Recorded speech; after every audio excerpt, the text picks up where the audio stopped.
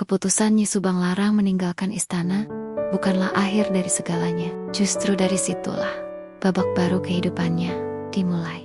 Ia mungkin tak lagi berada di sisi Prabu Siliwangi, namun langkah yang ia pilih mengukir jejak besar dalam sejarah Nusantara. Setelah kembali ke pesantren Kuro di Karawang, Subang Larang kembali menjalani kehidupan sederhana. Ia mendampingi anak-anaknya tumbuh dalam suasana yang lebih tenang, jauh dari intrik politik istana. Di bawah bimbingan ajaran Islam, ketiga anaknya memperlihatkan bakat yang berbeda-beda, namun saling melengkapi. Subang Larang mendidik mereka bukan hanya agar cerdas, tetapi juga agar memiliki hati yang kuat, iman yang teguh, dan kepedulian terhadap sesama. Malam demi malam, Subang Larang melantunkan doa, mengajarkan kalimat-kalimat suci, dan menuntun mereka memahami arti perjuangan. Ia selalu berpesan, "Anak-anakku, kelak kalian akan menghadapi jalan masing-masing. Ingatlah, dunia hanyalah singgah. Bekal sejati adalah iman, amal, dan cinta kasih. Jangan pernah takut meski kalian berbeda. Jangan pernah mundur ketika kebenaran dipertaruhkan." Putra sulung Raden Walangsungsang tumbuh menjadi sosok berwibawa. Ia mewarisi kecerdasan ayahnya dan keimanan ibunya. Namun sebagai anak raja, ia juga menanggung beban besar.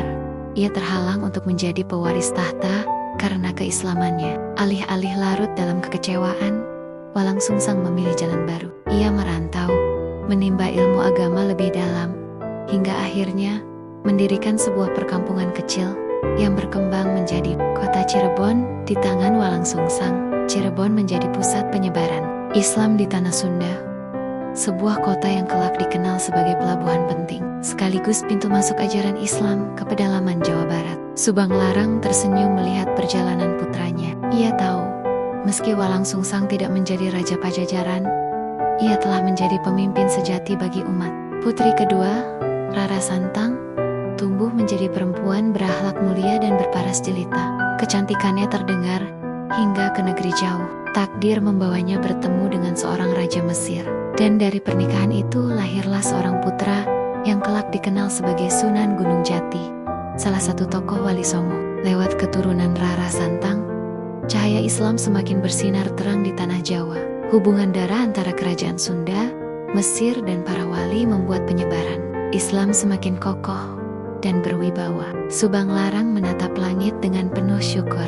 Putri yang ia besarkan dengan doa dan kasih sayang kini menjadi mata rantai penting yang menghubungkan tanah Sunda dengan dunia Islam internasional. Sementara itu, Raden Kian Santang menempuh jalan berbeda. Sebagai anak bungsu, ia mewarisi jiwa keprajuritan Prabu Siliwangi. Ia tumbuh gagah perkasa, ditakuti lawan, dihormati kawan. Namun dalam hatinya ada kegelisahan. Meski ia gagah dalam peperangan, ia merasa ada sesuatu yang belum sempurna dalam hidupnya. Hingga pada suatu hari, Kian Santang berangkat ke Tanah Suci Mekah. Di sana ia bertemu dengan para ulama besar, dan akhirnya ia memeluk Islam dengan sepenuh hati. Sejak itu, Kian Santang bukan hanya seorang satria, tetapi juga seorang pejuang iman. Ia kembali ke Tanah Sunda, menyebarkan Islam dengan wibawa seorang pendekar. Di Yogyakarta Senja, Subang Larang masih sempat melihat anak-anaknya tumbuh menjadi pribadi yang ia banggakan. Meski hidup sederhana, hatinya dipenuhi kebahagiaan. Konon, sebelum wafat, ia pernah dipertemukan kembali dengan Prabu Siliwangi. Pertemuan itu begitu mengharukan. Dua insan yang terpisah oleh keyakinan, namun masih terikat oleh cinta yang tulus. Prabu Siliwangi menatap istrinya dengan mata berkaca-kaca, seakan ingin berkata bahwa ia menyesal tak bisa menjaga keluarganya tetap utuh. Namun Subang Larang hanya tersenyum lembut, seolah berkata, "Jangan bersedih.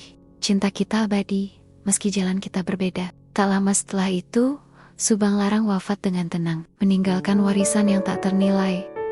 Anak-anak yang kelak menjadi cahaya Islam di tanah Sunda. Kisah hidup Nyi Subang Larang adalah bukti kekuatan seorang perempuan dalam mengubah sejarah. Ia bukan hanya istri raja, bukan hanya ibu dari 3 anak, melainkan seorang pejuang iman. Dari rahimnya lahir keturunan yang menghubungkan kerajaan Pajajaran dengan penyebaran Islam. Dari ketabahannya lahir kota Cirebon, lahir Wali Songo, lahir para ulama besar. Masyarakat Sunda hingga kini masih mengenang namanya dengan penuh hormat. Legenda Nyi Subang Larang bukan sekadar cerita cinta, tetapi juga kisah pengorbanan, keberanian, dan warisan yang tak pernah padam. Demikianlah akhir kisah legenda Nyi Subang Larang. Dari seorang santri sederhana, ia menjadi permaisuri, lalu meninggalkan istana demi menjaga iman anak-anaknya. Anak-anaknya tumbuh menjadi pemimpin, wali dan satria, menyinari Nusantara dengan cahaya Islam.